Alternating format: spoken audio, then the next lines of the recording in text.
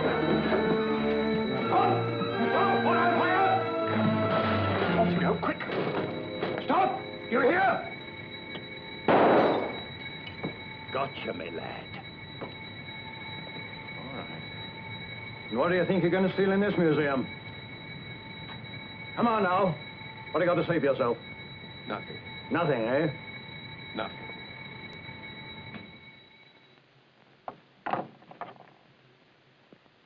Been cleaned lately. This evening, after we closed up, as usual. Did you find anything? Yes, there are traces of recent handling on the back here. I should say by somebody with gloves. Now, we've got you dead to rights, my boy. Just tell us all about it. We'll let you plead guilty. A short term, and that's all that's to it. Oh, he's playing deaf and dumb. I heard a scream, and it sounded like a woman. Now, speak up, my boy. What did you do with the skull?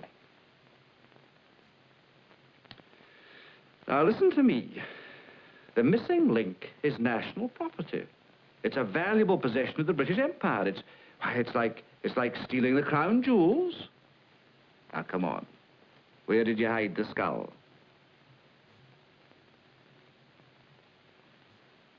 It's against the regulations to smoke in a museum. Inspector Ames, are you assaulting a prisoner? I'm sorry to drag you away from your social life, Colonel. Oh, it was just a regimental dinner, Ames. I was glad to get away. Incidentally, the commissioner was there when your message arrived. What did he say? He said, ask Ames why the Yard can't keep a more watchful eye on the nation's treasures. I suppose you know the press are downstairs howling for pictures. Can't you see the headlines? Missing link missing. Poor Damascus man, with his ape-like jaw and his all-too-human cranium.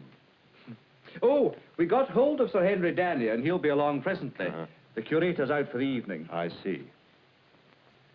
Now then, young man, what have you done with the skull of our common ancestor? He refuses to speak. Perhaps he has nothing to say. Well, Inspector, what are you doing about all this? Sir Henry Danier? Yes? Who are you, sir? Colonel March of Scotland Yard. Oh. Well, where's my acanthus? Haven't you found it yet? Not yet, I'm afraid, sir. Well, then find it, man, find it. Don't you realize the importance of it? It's crucial to the theory of evolution. Oh, where's the rascal who took it? I heard you'd caught him. Young fellow over here, sir. Refuses to give his name. You? Of course, I might have known. Do you know him then, sir? Of course I know him, and why he did it. His name's Tom Grafton. Oh, Inspector, we found this object in the driveway below the open window. The Damascus jawbone. But where's the cranium? Haven't you found it yet? Is it damaged? That's all there was, sir. Well, keep on looking, Thompson. Yes, sir. What have you done with it? How dared you? We think he had a female accomplice, sir. Of course. I know her name. Oh! Everything all right, sir? Splendid. Caught that just in time. What did you say her name was, sir? Her name is Evelyn Innes, and I fired her this morning for tampering with the exhibits. So this is where the real work goes on, Sir Henry? Yes, this is the workshop, where all the exhibits are prepared and mounted. You must find that cranium, Colonel March. Indeed we must. I can't tell you how important it is to science and to the nation. Good Lord, it has been damaged, Silk. It's been chipped. Oh, too bad. Well, the police are looking for the girl now, and Grafton has been charged. Where on earth's Braden? Why isn't he here? He was out when we called him. How long has he been the curator here? Ever since the museum was founded. Here we were fellow diggers, you know, Drebel Drews, when I discovered this magnificent specimen of prehistoric man.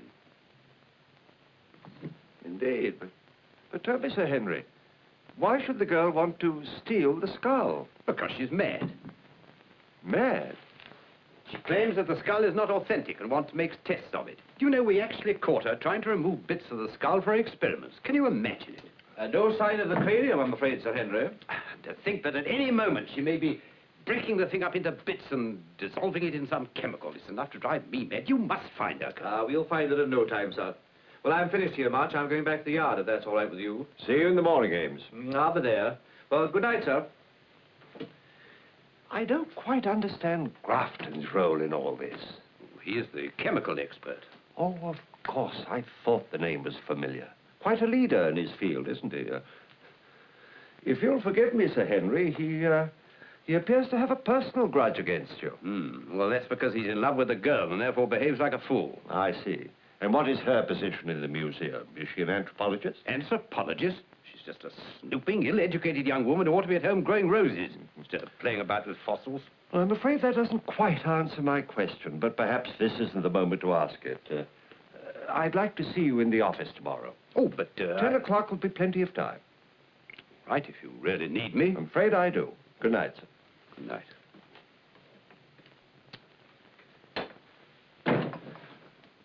I see. Well, Colonel, I'm a very busy man, and if you've nothing further to ask me, I think I'll be getting back. You know, it does seem odd to me that you should commence your investigations by checking on the one person who suffered most through this appalling crime. Sorry it seems that way to you, sir, but we have to start somewhere. But why should someone steal some bones of great age, but no apparent monetary value? Because the age is not great, but the value is, when measured in terms of a knighthood. Just a minute there. You're under arrest, young lady. Oh, nonsense. This man is a fraud, and it's time the world knew it. Oh, really? I said you were under arrest. Oh, all right, I'm under arrest now. Leave me alone. Sir Henry, I repeat, you're a fraud. You wait until I get through with you, young woman. All right now, all right. Sit down, all of you. Oh, thank you, Tom. Now, Miss Ellis, where is the missing cranium? I haven't the least idea. Neither you nor Grafton removed it from the museum? We never even got near. The alarm bell went, and then there were some shots. I ran away, but Tom got caught. Oh, are you all right? So you never even laid hands on the skull? I can assure you that if I had, by now, Sir Henry would be revealed for what he is. A scientific charlatan. Colonel March, I don't think it's necessary for a man of my reputation to reply to wild charges made by an obviously unstable personality. You didn't think I was unstable when you hired me? Oh, no, I was going to be the great man's protege, until I discovered that his greatness rested on a lie. There's one thing that I'd hoped to spare Miss Innes, but she's obviously forfeited my consideration. First, she came to me with this cock-and-bull story about the Damascus man being a fraud. Then she intimated that she might be persuaded to bury her doubts about the skull if I would advance her career and her salary more rapidly. In other words, blackmail. That's a lie, Sir Henry, every word of it, and you know it. Colonel March, I've been called quite enough names this morning, and I don't find it very amusing. Good day.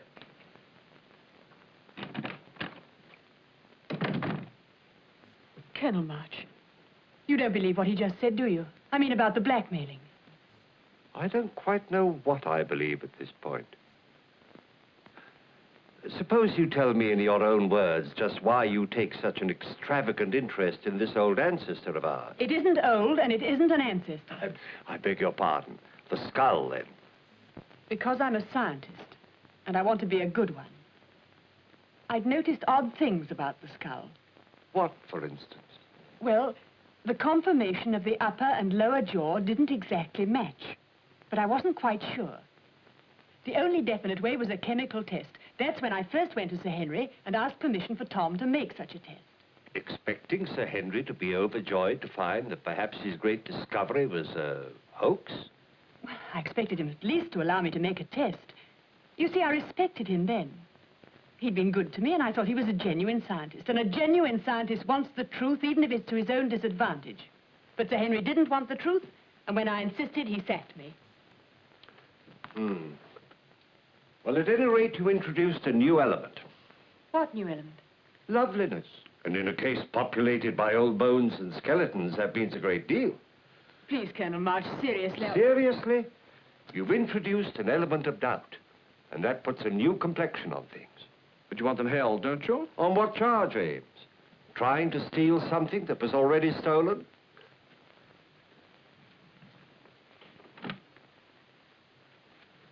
Thank you, Colonel March.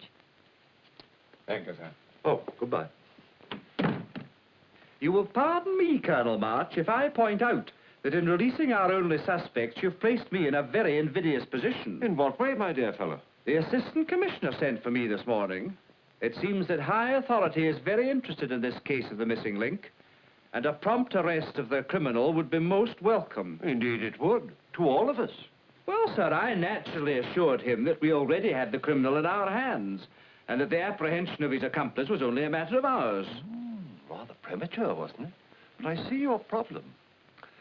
Is higher authority likely to consult you again in the course of the next few days? Probably not. Then, my dear fellow, you've nothing to worry about. Within that time, you'll make your arrest. I promise you.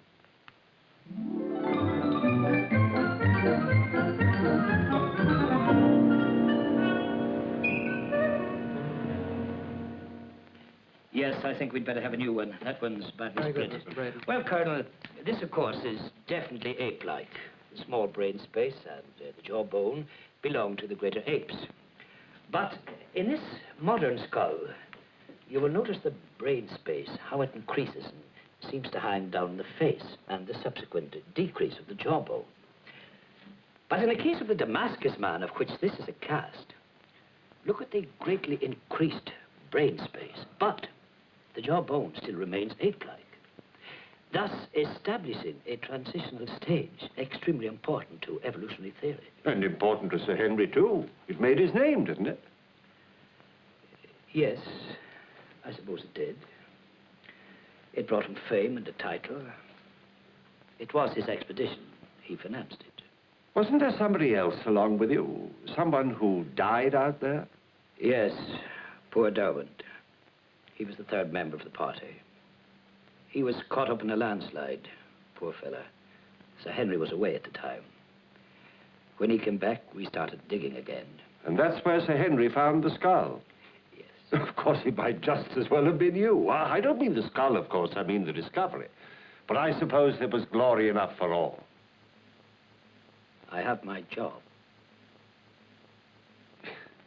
Seems incredible that the girl should have stolen the skull. And yet, if her story is true, that Damascus man is a fake... She doesn't say that exactly, you know. She says that the jawbone and the cranium don't go together. They belong to different periods. She's a very ambitious young girl, and maybe she wanted to impress Sir Henry with her sagacity. Oh, hardly the way to go about it. No, it certainly wasn't. He was very angry with her after she'd threatened him. So you too think she was up to blackmail? Something very close to it. Sir Henry knows a great deal about anthropology, but he isn't really a trained scientist. He's more or less a brilliant amateur in the field.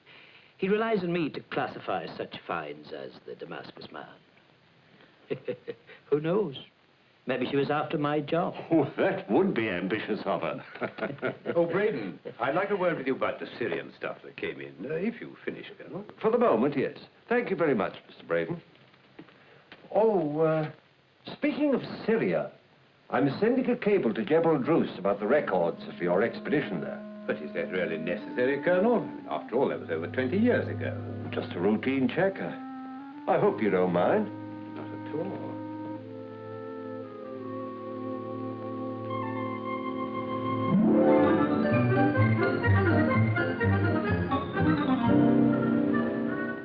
Yes, indeed, Ames. I had a most interesting talk with Braden this morning. Instructive and most enlightening. In a guarded way, he threw a good deal of light on the central problem of this investigation. You mean as to where the girl's hidden the skull? Oh, no, as to who is right, the female anthropologist or Sir Henry Danier. But surely that's a side issue. My dear fellow, it seems to me to be the very core of this whole strange business.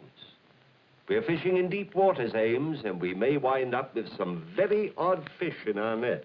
But look here, March, you can't pit the word of an emotional girl against that of a man of Sir Henry's reputation. I'm not taking anybody's word. But one thing I'm certain of. There's more behind the theft of this skull than a mere search for scientific truth.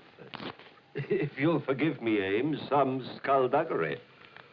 Why delve into the past? Because that's where the secret may be buried, along with those bones. You mean you're playing one of your hunches? Call it that if you like. But when you send that cable to Jebel Drus, get me every detail of that expedition. All right, March, I will. Ames, we've made a conquest. An invitation from a charming young woman. Not that girl. Listen. Dear Colonel March, if you and Inspector Ames will come to the workroom of the museum tonight at 9 o'clock, I'll prove to you that Damascus man is a hoax, sincerely Evelyn Innes. P.S. The south door will be left unlocked. Well, it looks as though Damascus man were very much alive.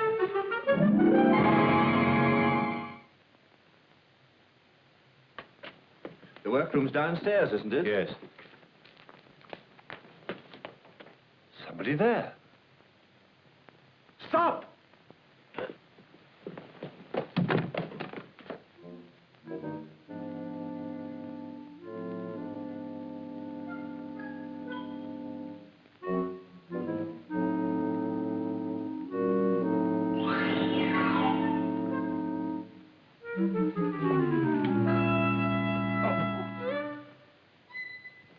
You fit in there quite nicely, Ames.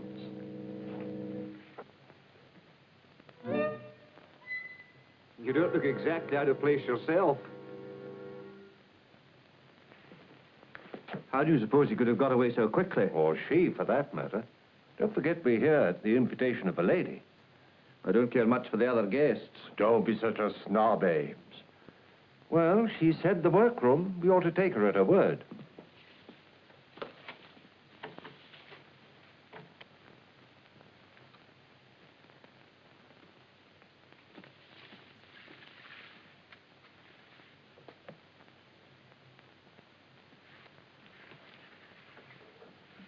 I think we can do with some light, Ames. Oh, no luck. Oh, they evidently throw the main switch when they close shop. Well, as we have to wait here till Miss Innes keeps her appointment... If she does keep her appointment. I suggest we improve the shining hour by taking a look through the cupboards. Probably more skulls. For my part, I've seen enough. Who knows? Maybe we'll find Damascus man hiding in one of them. I have a feeling he's not far away.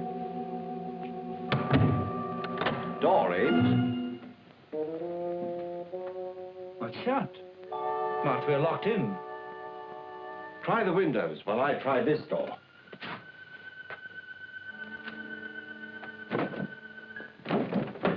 Well, they're shuttered. Seems like steel, Marge. But the lights! Someone's playing with us, Ames, and I don't like it. Windows shuttered with steel. Fireplace sealed up. This room closed up as tight as a drum. Do you smell anything, Ames? Gas.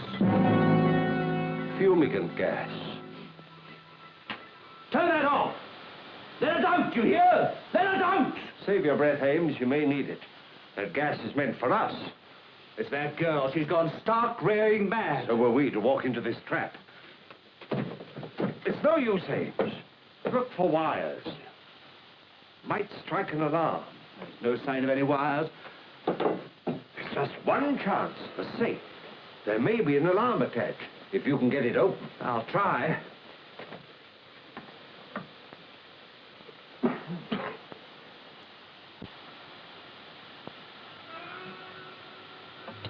You think you can manage it? If I have time. You know, Ames, as I look at you at that safe, I'm impelled to wonder what your occupation was before you joined the yard. Well, whatever it was, I wish I was still at it.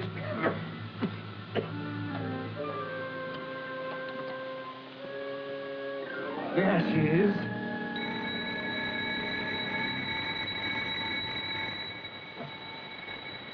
Well done, Ames. Your shady past is paying off. And look, what a windfall. The missing link, Damascus man himself. What's going on in here? But I don't know anything about this. I didn't write it. It wasn't even written on my typewriter. You could have used another typewriter, Miss Innes. Where were you at 9 o'clock this evening? At home, where the officer found me. All the evening? Yes? We found Damascus man, Miss Innes. You found it? Your friend Tom is at work on the chemical test you wanted so badly. Where did you find it? In the museum safe. We weren't even looking for it. Just a bit of luck, wasn't it, Ames? Well, if you found it in the safe, that certainly proves I didn't take it. What reason would I have to put it in their safe? You have a point there. Colonel Evelyn was right. Here's the analysis. Your own chemist at the yard can check it. The jawbone is very old. I can't even guess how old. But the cranium's modern. In fact, it's very recent, something less than 50 years. Thank you, Tom. Oh, Tom. Evelyn, how did you get here? Arrested again. It's getting to be a habit. Well, at least we've proved that you're a good anthropologist. Colonel March, the answer from Jebel Druce. Derwent's skeleton exhumed. Skull missing. The third member of the party. Ames, we better get after the other two, and there's no time to lose.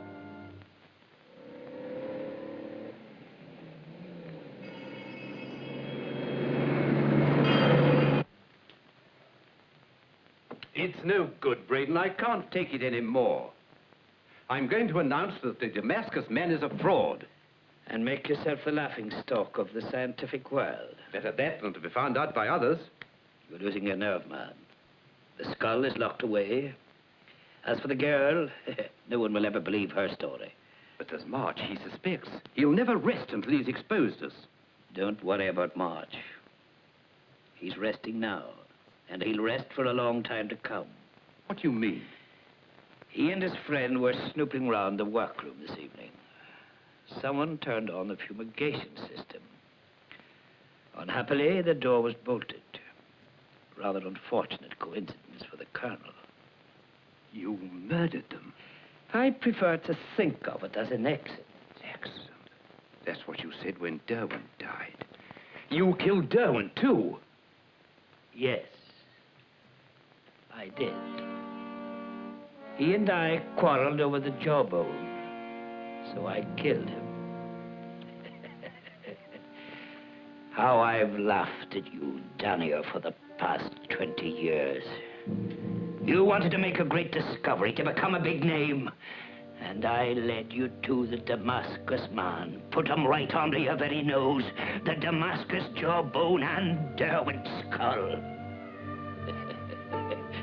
You were a fumbling pair of amateurs.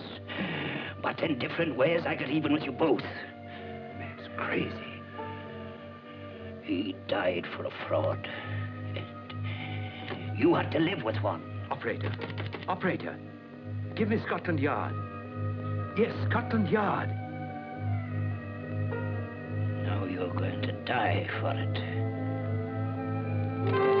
Hello, Scotland Yard. I want to report a crime. Drop that! Sir Henry Danier speaking.